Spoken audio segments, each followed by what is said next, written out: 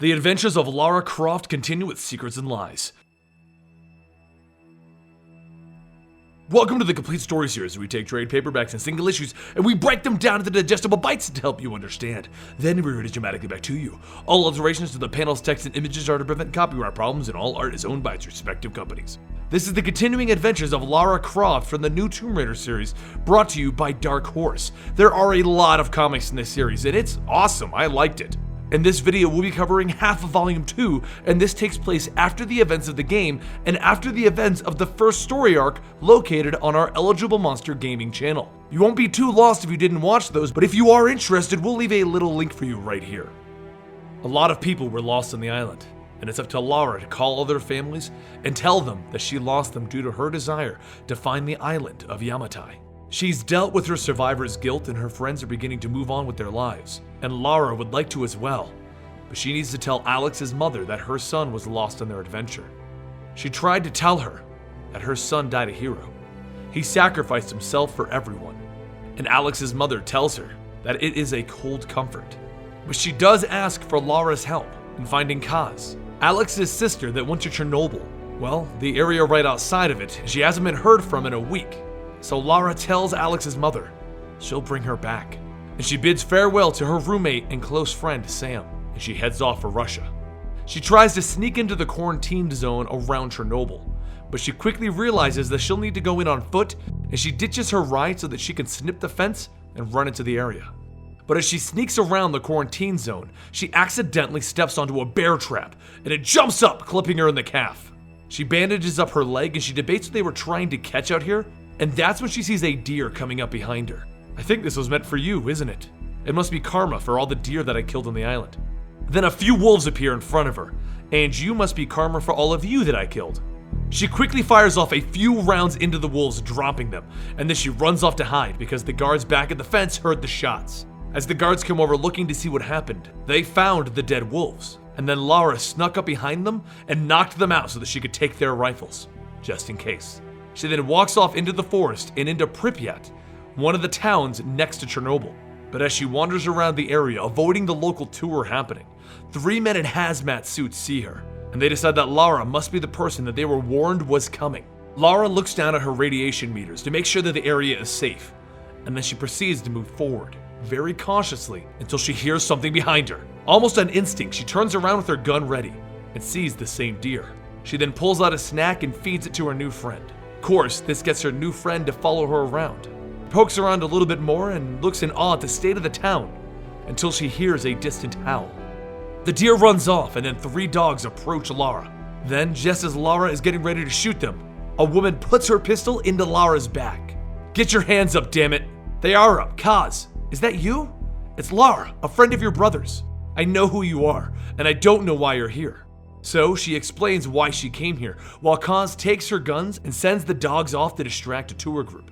But just as they're finally beginning to talk about Alex and his sacrifice, the 3 men in hazmat suits walk over and they point their rifles at Lara. Kaz tells them to stop, but they tell her that this girl is an assassin and they know what she's doing here. They know who she works for. Kaz tells them that this is her brother's friend. It's okay. But the men tell Kaz that this woman is here to kill Kaz, just like they did to Lucia. But one of the ones in the back begins to cough uncontrollably, so Lara takes that distraction and grabs the man's rifle and shoves the butt of the rifle into his face, cracking his mask. She then shoves another one to the ground and tells the rest of the group to lower their guns or she'll kill this guy. Kaz tells everyone to stop. Lara is her brother's friend, and these men are her brothers-in-law. This is her wife's family. She explains that the Trinity are the ones hunting her, and they're the ones that killed her wife, Lucia. And that's why she came here to hide. Otherwise, they'll kill her as well. At that moment, though, one of the men in the back begins to cough again, and then he falls over with a knife in his back. One of the tourists is standing there with a gun pointed at everyone. It's okay. The poor boy had radiation sickness. I did him a favor. And now we can have a nice little chat in peace. He turns to Kay. So what did you tell them about the Trinity, Kay? And Lara tells him that she has a much bigger gun. But the man tells them that his name is Cruz, and he'll kill all of them before she can even raise her rifle. So Lara turns to Kay. He's gonna kill us like dogs, Kay. So let's just end this. As she puts her rifle on the ground. So Kay calls for her dogs and they attack Cruz. Cruz begins to panic as all of the dogs leap on him, and he shoots wildly into the air. That's when Laura jumps to the ground and grabs her rifle and opens fire back on him. Realizing that he was unprepared for this, Cruz runs into the forest bleeding from his neck, and Laura realizes that she can't let him go, so she chases after him. The radiation gets worse and worse the deeper into the forest she goes, but she needs to stop Cruz, and as she finally catches up to him, he jumps back on top of her, flailing his knife around. She kicks him in the face, knocking him back. "Those are some nasty wounds there, Miss Croft. I believe we're both bleeding to death." "I'm a Croft. Dying of blood loss simply isn't done. You, on the other hand, are not a Croft."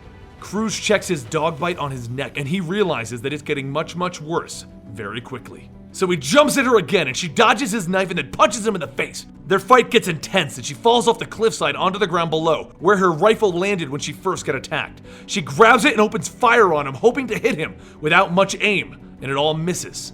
She then passes out from the blood loss, but the men in the hazmat suits chased her, and they carry her away from the hazardous zone. Laura wakes back up in a house on the ridge, with Kay's brother-in-laws and Varvara, Kay's mother-in-law. Kay herself isn't around right now. Varvara explains that her family has lived in the danger zone their whole lives, and the Russian government pays them to make repairs and take care of the area. Thanking her for patching her up, Laura tells the family that she and Kay need to leave right now before Cruz and the Trinity group arrive again. But it's too late, because at that moment a missile blows up the entire house. The whole house crumbles around them, but it'll take more than a house falling on for Lara Croft to be defeated, as she picks herself up and grabs the nearby rifle, opening fire on all of the soldiers who have entered the home. As she dives for cover, she begins to check the others, and it would appear that only she and Varvara have survived. So she throws her rifle to Varvara, and then she throws a teddy bear into the sky for a distraction. As the soldiers shout "Teddy bear," she sprints for the hanging rafters and then swings across them and grabs a rifle that was thrown over there. Then, thanking her rifle training in school, she begins to pick off the soldiers as they try and enter. Varvara and Lara make their way to the family's hidden cellar, just as the helicopter launches more missiles inside. The soldiers then begin entering, trying to see if anyone still survived, and both Lara and Varvara take a swig of vodka and then use the rest for Molotov cocktails. She throws a bottle out at the soldiers, lighting one of them on fire and watching him burn, as the woman soldier leaps out the window to escape the blaze. She then climbs out of the cellar and begins kicking the soldiers as they burn, ensuring that they won't be getting up. And that's when the woman soldier returns and raises her rifle at Laura's head, dead to rights. "You just burned my husband. Now I'm gonna make you pay." And then she dies from a bullet to the head, and Lara looks over to see Kay has returned. Triumphant over the dead soldiers, Lara has one final idea as she puts on a uniform. She then walks outside and towards the helicopter in disguise. But as she gets closer, Cruz is the one who realizes that she isn't one of Trinity's soldiers. "Shoot her! Shoot her now! Look at her boots!" he tries to tell the pilot. But it's too late as Lara opens fire on the cockpit, hitting the pilot and taking down the whole helicopter. In a massive explosion, Cruz and his arm of Trinity are officially defeated. Kay apologizes for bringing this to her family, and Varvara tells her not to worry about it. This is her family. But Kay can't stay here. The security forces will see the smoke, so Lara invites Kay to return with her back to London to share her flat with her friend Sam. But meanwhile, deep in the wreckage, Cruz's eyes open because he isn't done yet. This is a part of the story that bridges the gaps between the first Tomb Raider game and the second Tomb Raider game, Rise of the Tomb Raider. From what I've read about the second game, Trinity will be returning in that game, so hopefully we'll get more answers there, but there are like 3 more trade paperbacks to this comic book storyline. And if you want to check it out yourself, make sure you look for them online. I'm Benny for Comicstorian, and we'll see you next time right here.